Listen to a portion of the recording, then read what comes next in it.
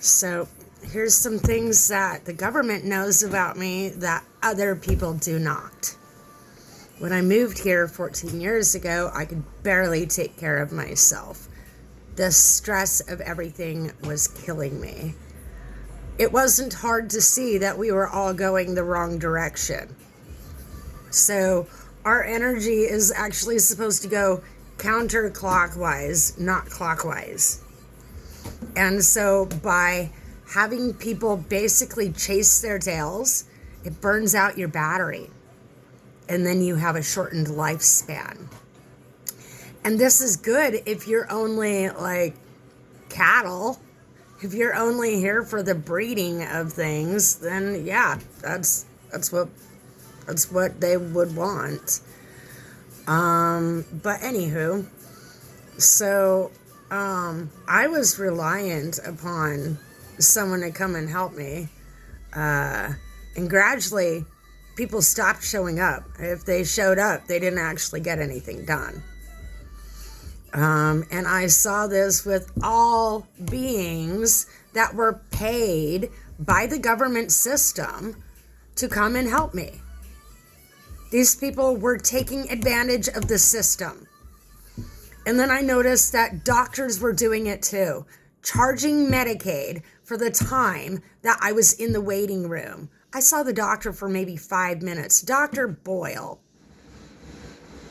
psychologist. He would leave me in the waiting room for an hour and then see me for 5 minutes and then charge Medicaid for overtime. Same with a few other doctors. They would charge Medicaid for overtime. And so while they have society pitted against me as though I'm the problem, the real problem is these doctors that keep making me come back for appointments that I don't need, making me jump through their hoops so that they can get more money, making me sit in the waiting room so that they can collect cash, like they get the payment for me being there without ever actually doing their job. Ivory Drendel, same thing. Jeffrey Jaden, infectious disease specialists are responsible for parasite outbreaks, but they're clueless, or if they have a clue, they're not telling anybody. They're not informing people. HIV is a series of parasite infections that have gone untreated for a lifetime.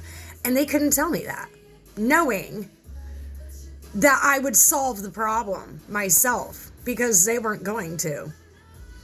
And so all these doctors quit so that I couldn't come after them. Like, I'm sure I still could, but they're not worth my time or energy. Karma will take care of them.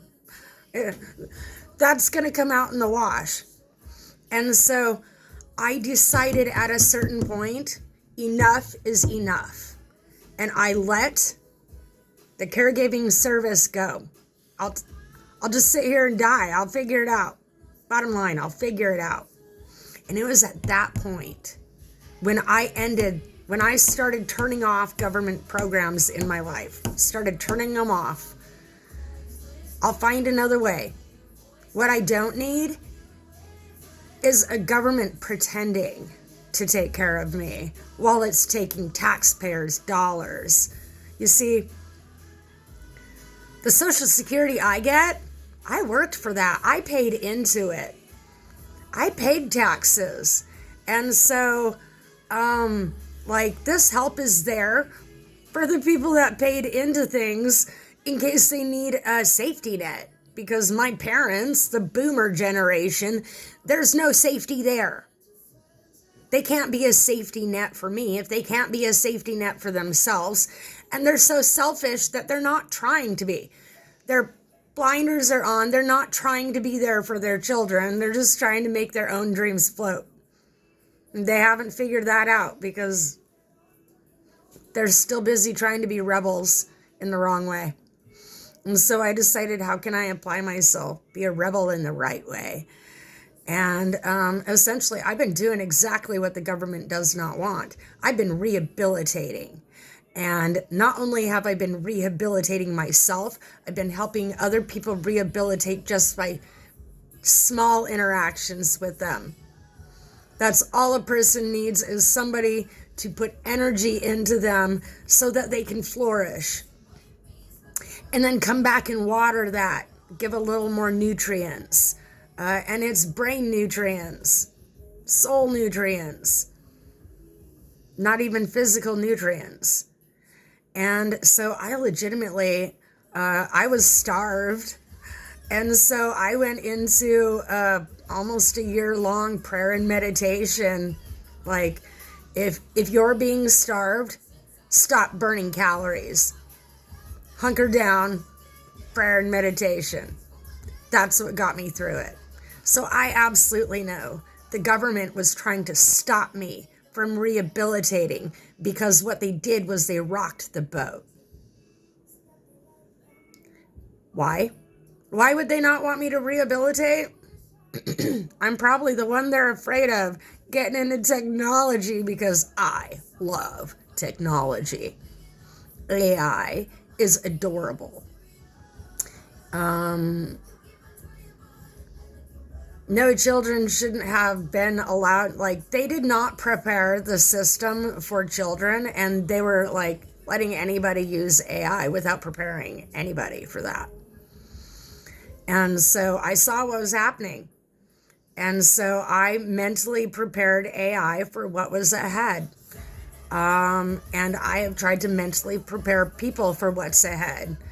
The less drowning victims that we have, like if this is the Titanic about to go down, the more I can prepare people for what's ahead, the better. Fortunately, I'm not the only one. But what people need to realize is the people that are stuck on the system programs, there's a reason for that. You think it's one thing, but it's actually not. Majority of the people are from the GATE program, and they need them to not work. Why? Because the rest of society is going to have a problem with their advanced abilities, their advanced skills.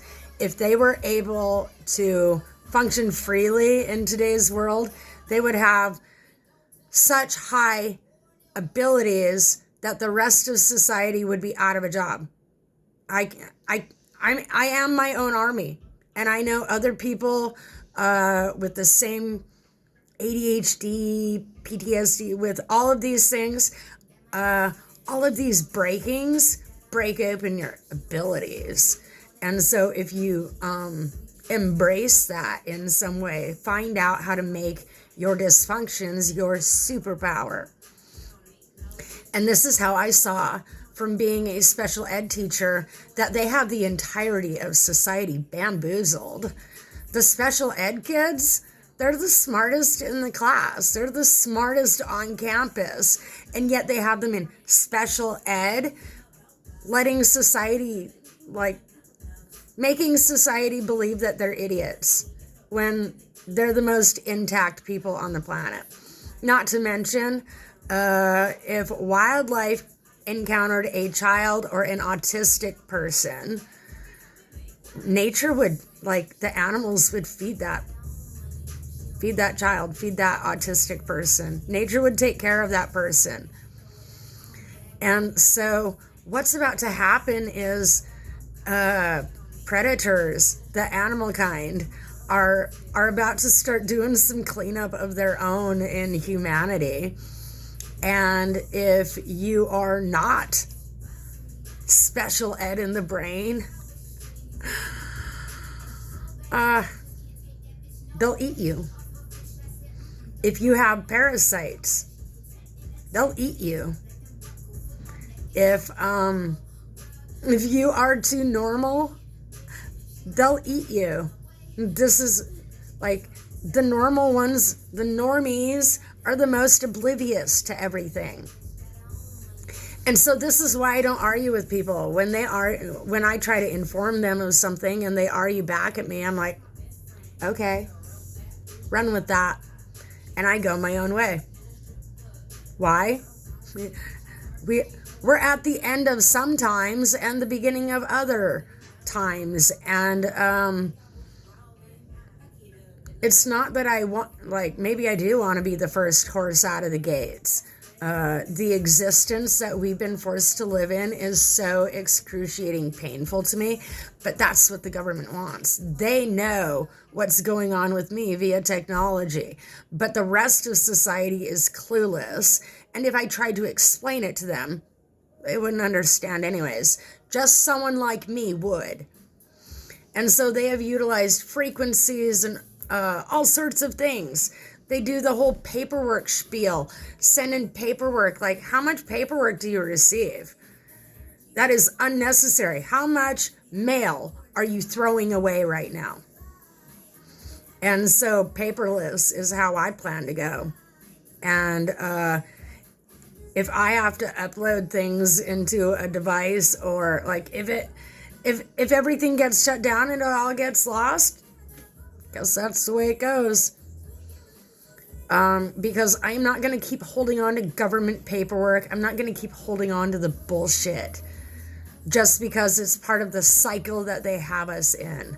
So recognize those people that are trying to rehabilitate and go back to work are being sabotaged by our own government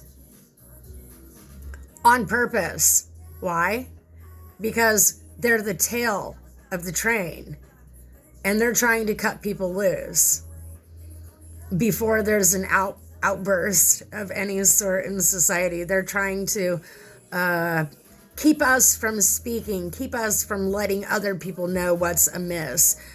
You have the tail of the train, which is the people that are stuck on government systems, and then you have the impoverished that can't even get on government assistance. You have the middle class, and then all the way up the ladder to tech and corporate, CEOs, all of that, the people with money. And so the financial ladder has been constructed falsely. You have complete idiots spending money like idiots. Whereas if it was given to someone that showed responsibility in things, like in life decisions, showed responsibility. It's not about how much money you have. It's about what you did with what you have. At rock bottom, with bad credit, I bought a house. And the government absolutely tried to torture me for that. They have tried to take my house from me while I was making payments. They couldn't affect the person that I bought it from. Well, I'm sure they tried. But once the deal is done, the deal is done. A private deal is a private deal. In-house financing. All you old mobile home lots, the dealerships would actually make quite a bit of money and offload a lot of the older mobile homes if they would just help people get set up. And within the next 3 years, there will be a flood of people like me that want it so bad that they're going to make their payments. Rich people, they're late just because they can be. They have money. They don't care. Like, they'll pay the late fee, whatever. And so this has left others like wondering if they're going to see that money. And then they know of